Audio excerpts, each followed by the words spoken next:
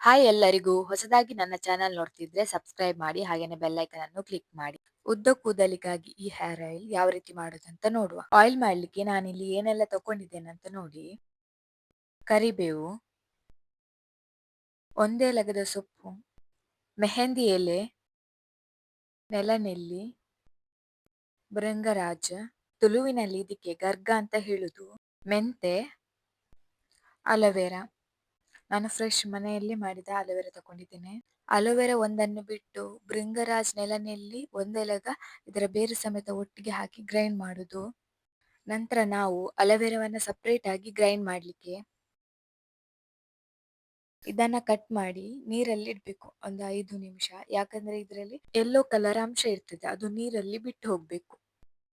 ಅಲೋವೆರಾವನ್ನ green part ಒಟ್ಟಿಗೆ ಕೂಡ ಹಾಕೊಳ್ತಾರೆ. ನಾನು ಮಾತ್ರ ಇದ್ರದ್ದು ವೈಟ್ ಪಾರ್ಟ್ ಮಾತ್ರ ಹಾಕೊಳ್ತಿದ್ದೇನೆ. ನೋಡಿ, ಇದನ್ನ ಈ ತರ ಸೈಡ್ ಅಲ್ಲಿ 2 ಸೈಡ್ ಅಲ್ಲಿ ಕೂಡ ಕಟ್ ಮಾಡಿ ಅಂದ್ರೆ ತೆಗಿಲಿಕ್ಕೆ ಸ್ವಲ್ಪ ಈಸಿ ಆಗ್ತದೆ. ಈ ತರ ಕೂಡ ತೆಗಿಬಹುದು, ಇಲ್ಲದಿದ್ರೆ ಈ ತರ ತೆಗಿಲಿಕ್ಕೆ ಆಗದಿದ್ರೆ ಚಾಕುವಲ್ಲಿ ಕಟ್ ಮಾಡಿ ಕೂಡ ತಕೊಳ್ಬಹುದು, ಈಸಿ ಆಗ್ತದೆ.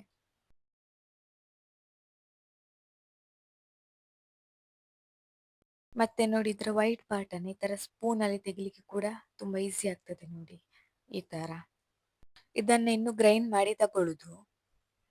ಇದಕ್ಕೆ ನಾನು ತೆಂಗಿನ ಎಣ್ಣೆ ತಗೊಂಡಿದ್ದೇನೆ. ಗಾಣದ ಎಣ್ಣೆ ಇದ್ರೆ ಒಳ್ಳೇದು, ನಾವೇ ತೆಂಗಿನಕಾಯಿ ಕೊಟ್ಟು ಮಾಡಿದ ಗಾಣದ ಎಣ್ಣೆ ಇದ್ರೆ ತುಂಬಾ ಒಳ್ಳೇದು. ಇದು ಎಣ್ಣೆ ಮಾಡುವಾಗ ಗ್ಯಾಸ್ ಅನ್ನ ಲೋ ಫ್ಲೇಮ್ ಅಲ್ಲಿ ಇಟ್ಟು ಮಾಡಬೇಕು.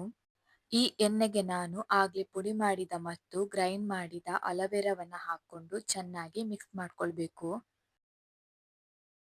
ಲೋ ಫ್ಲೇಮ್ ಅಲ್ಲೇ ಇಟ್ಕೊಂಡು ಮಾಡ್ಕೊಳ್ಳಿ. ಇದು ಸರಿಯಾಗಿ ಮಿಕ್ಸ್ ಆಗ್ಬೇಕು. ನಿಮ್ಗೆ ಬೇಕಿದ್ರೆ ಇದಕ್ಕೆ ದಾಸವಾಳ, ಈರುಳ್ಳಿ ಕೂಡ ಹಾಕೊಳ್ಬಹುದು. ನಾನು 2-3 ಮಂತ್ಸ್ ಯೂಸ್ ಮಾಡೋದ್ರಿಂದಾಗಿ ಈರುಳ್ಳಿಯನ್ನು ಹಾಕುವುದಿಲ್ಲ. ಇದು ಚೆನ್ನಾಗಿ ಕುದಿಯುವ ತನಕ ಕೈಯಲ್ಲಿ ತಿರುಗಿಸ್ತಾ ಇರ್ಬೇಕು.